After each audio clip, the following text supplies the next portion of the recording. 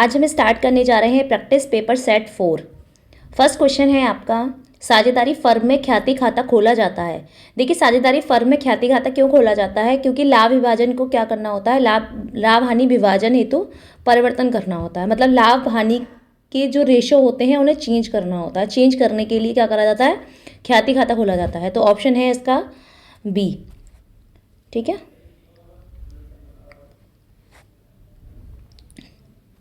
अब है आपका, यदि साझेदार ख्याति की रकम नगद रूप में लाता है तो पुराने साझेदार में किस अनुपात में बांटी जाएगी? देखिए, अगर वो ख्याति नया साझेदार जो है ख्याति की रकम अगर नगद लेकर आता है तो वह बटेगी त्याग के अनुपात में। लेकिन अगर वो नगद ना लाकर किसी संपत्ति में किसी चीज़ में लाता है तो क्या बटेगी? तो वो बटेगी आपके पुराने लाभानी खाते में अनुपात में। तो ये इसमें क्या हो रहा है, इसमें ये नगद रूप में ला रहा है। जब नगद रूप में ला रहा है तो ये क्या में बटेगी? त्याग अनुपात में। आंसर है इसका डी। अब थर्ड क्वेश्चन है, यदि साझेदार ख्याति की रकम नहीं लाता, अभी हमने यही बताया कि नगद नहीं लाता है तो फर्म की पुस्तकों में ख्याति खाता खोला जाता है। तो ख्याति की रकम पुराने साझेदारों को किस अनुपात में बंटती है? अभी बताया था हमने, पुराने साझेदार में। तो ऑप्शन है इसका बी।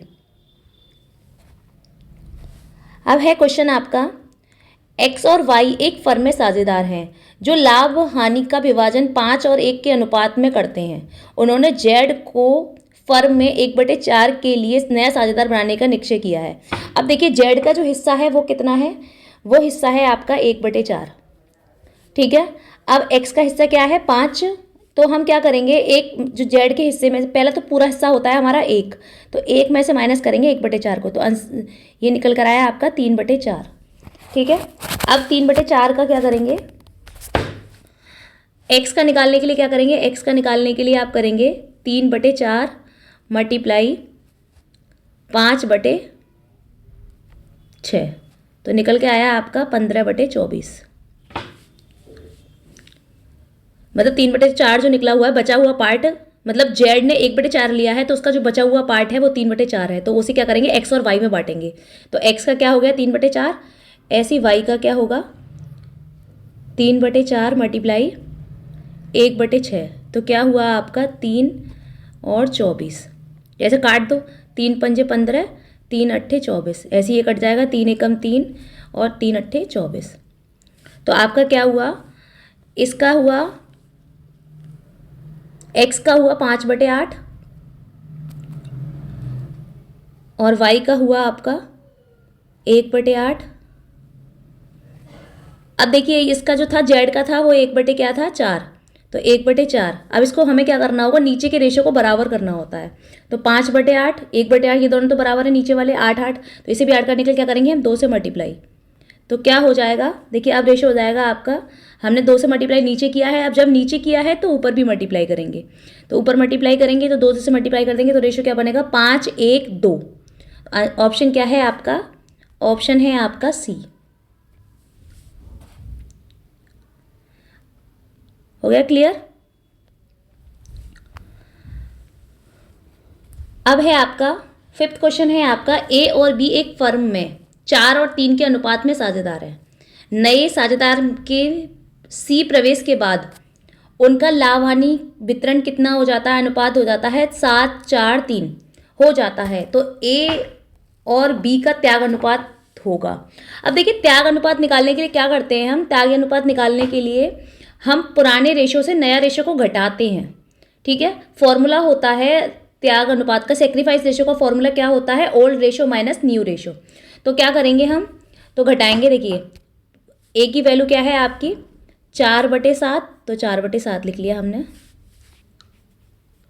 ठीक है, अब इसमें क्या हो गई, सी के प्रवेश करने के बाद 7 बटे, गिनेंगे कितना हुआ है, 7/14, तो घटा दो 7/14, तो घटाइए कितना हुआ, 14 आ गया है यहाँ पे, 2 सत्ते 7 दूनी 8, 1 बटे आया आपका 14।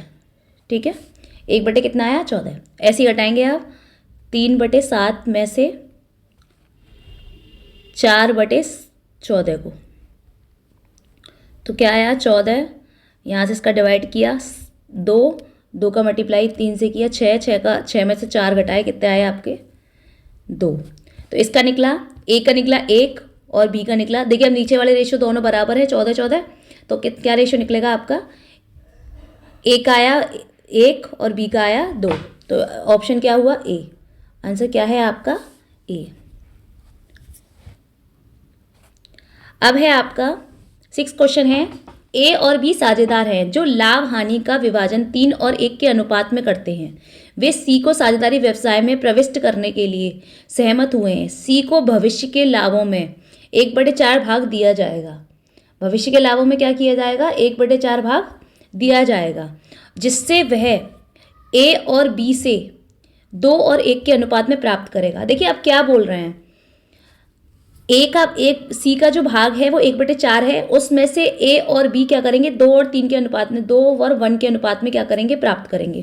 तो सीधे सीधे 1/4 का भाग, 1/4 का भाग क्या है आपका, इस वाले नीचे वाले दूसरे वाले रेशो से जो भविष्य के लिए करा गया है उससे मल्टीप्लाई करेंगे, 2/3।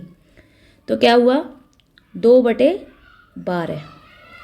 ठीक है, फिर क्या हुआ 1/4 का बी वाला पोर्शन क्या है 1/3, तो क्या हुआ 1/12। ठीक है, क्या निकल आया आपका 2/12 और निकल आया आपका 1/12। ठीक है, अब क्या कर देंगे, अब आपको ऑलरेडी ए और बी के रेशो दे रखे थे, तो ए और बी के रेशो निकालने के लिए उनमें से घटा देंगे। तो 3/4 में से क्या घटाएंगे 2/12 को, तो कितना निकला 12, 4 तिया 3 तिया 9, 9 आया आपका 7/12। ठीक है, ऐसे ही दूसरा निकाल देंगे। दूसरे में क्या था 1/4 माइनस 1/12, ये तो ए का पोर्शन था, हमने जो मल्टीप्लाई किया था ये बी का था। अब हम बी के पार्ट में से क्या कर रहे हैं, अब ये घटा रहे हैं, ए का पार्ट ये है और बी का पार्ट ये है। तो क्या होगा आपका 12, 4 का डिवाइड करेंगे 3, 3 में से 1 गए 2, मतलब 2/12। अब देखिए दोनों का ऑप्शन नीचे का 12/12 आ रहा है, तो इसका भी 12 आना चाहिए। तो क्या करेंगे हम 1/4 मल्टीप्लाई 3 जिससे 12 हो जाए, और जब 1/4 करेंगे, देखिए 1/4 मल्टीप्लाई 3 हो गया, मल्टीप्लाई 3, तो क्या हुआ 3/12, 3/12 आ गया। तो कितना क्या ऑप्शन होना चाहिए 7, 2, 3, तो ऑप्शन क्या होना चाहिए, ऑप्शन होना चाहिए आपका बी।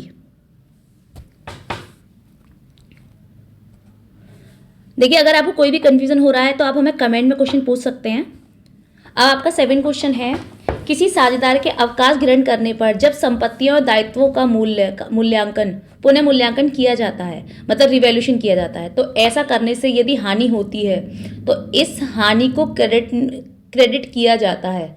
तो इस हानि को क्रेडिट किस में किया जाता है, देखिए पहली बात तो जब साझेदार का खाता बनता है, अवकाश जब लेता है, तो आपका क्या होता है P&L एप्रिसिएशन अकाउंट बनता है, तो किस में क्रेडिट किया जाएगा, तो P&L एप्रिसिएशन में। लाभ खाता बनता नहीं है, साझेदार के पूंजी खाते में ये संपत्ति दायित्वों का मूल्यांकन होता नहीं है, तो क्या आएगा लाभ हानि समायोजन खाते में, बी ऑप्शन।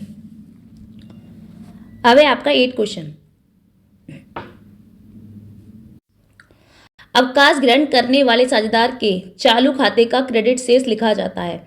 जब क्या कर रहा है, कोई भी व्यक्ति अवकाश ग्रहण कर रहा है तो साझेदार के चालू खाते का क्रेडिट शेष किस में लिखा जाता है, उसके चालू खाते। देखिए पहले चालू खाते बनते हैं तो उनका टोटल जो भी होता है वो पूंजी खाते में आता है, तो ऑप्शन क्या होगा आपका पूंजी खाता, ऑप्शन ए। अब है साझेदारी फर्म के विखंडन की दशा में संदिग्ध ऋणों हेतु प्रावधान को हस्तांतरित किया जाता है। देखिए जब विखंडन हो रहा हो, पहले एक बात ध्यान रखिए कि जब एडमिशन होता है, जब प्रवेश करता है साझेदार वाला पार्टनर, तो आपका रिवैल्यूएशन अकाउंट बनता है।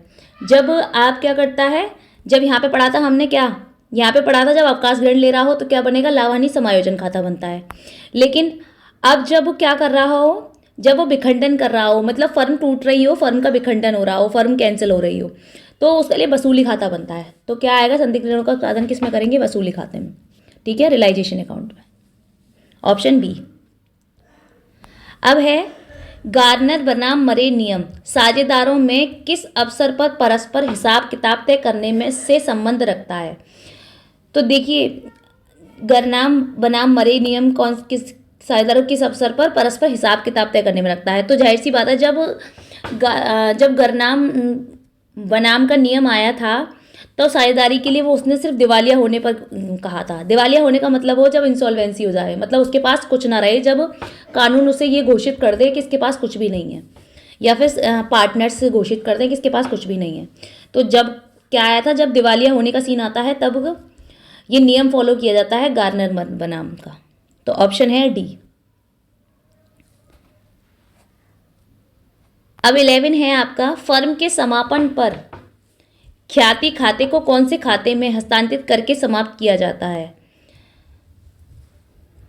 तो ख्याति खाते को कौन से खाते में हस्तांतरित किया जाता है, जब फर्म का समापन होता है। हमने बताया फर्म का समापन हो रहा हो, 3-4 चीज़ याद रखिए। जब फर्म में प्रवेश हो रहा हो तो आपका क्या बनता है, रिवैल्यूएशन अकाउंट। जब फर्म का क्या हो रहा हो, अवकाश ग्रहण कर रहा हो कोई भी पार्टनर, तो बनता है लाभ हानि नियोजन खाता, विनियोजन खाता या नियोजन खाता, ठीक है। और जब फर्म समापन हो रही हो या फर्म का विखंडन हो रहा हो, तब क्या बनता है, वसूली खाता। तो ऑप्शन ऑब्वियसली क्या होगा, फर्म का समापन ने विखंडन एक ही है, तो क्या होगा, वसूली खाता, ऑप्शन बी। अब है, फर्म के समापन पर यदि कोई साझेदार फर्म की संपत्ति को क्रय करता है।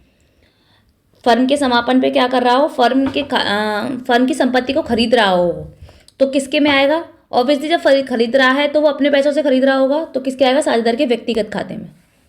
तो ऑप्शन है आपका बी। अब है, भारतीय साझेदारी अधिनियम लागू होने पर एक दिवालिया साझेदार की कमी को शेष शोधन श्रम साझेदारों में बांटा जाता है। जब क्या हो रहा हो, जब वह दिवालिया हो रहा हो, तो शेष साझेदारों को क्या बांटा जाएगा, समान अनुपात में बांटा जाता है, ठीक है। दिवालिया होने पर क्या हो रहा है, समान साझेदारों में उसकी जो भी लॉस होगी वो किसको बांटा जाएगा, समान साझेदारों में, कि दोनों को बराबर बराबर नुकसान हो बांटेगा। अब है 14 क्वेश्चन, के एल व एम एक फर्म में 3-2-1 के अनुपात में है। एल क्या करता है, अवकाश ग्रहण करता है, तो के और एम उनका हिस्सा समान अनुपात में क्रय करते हैं। शेष साझेदारों का नया अनुपात क्या होगा। अब देखिए क्या है, एल क्या कर रहा है, अवकाश ग्रहण कर रहा है, तो उसका रेशो निकालेंगे पहले। एल का रेशो क्या है, 2, तो 2 क्या होगा, 2/6, ठीक है। अब उसको बराबर बराबर बांट रहे हैं के और एम में, तो इसका पहले बराबर करेंगे, 1/2 कितना हुआ, 2/12, ठीक है। तो काट दो 1 और 1। अब ये हुआ किसका, के और एम में बटेगा, ये मतलब जुड़ेगा के और एम के रेशो में। तो क्या है, के का रेशो 3/6 और उसमें क्या जुड़ेगा आपका 1/6, तो क्या हो जाएगा आपका 4/6। ऐसे किस में बटेगा, एम में, तो एम का क्या है, 1 है, 1/6, और ये आया था 1/6, तो 1/6 हो गया। तो क्या हुआ आपका 2/6, रेशो हुआ आपका 4 और 2। अब ये कट रहे हैं तो 2 और 1, ठीक है। तो रेशो क्या है आपका 2:1, मतलब बी ऑप्शन।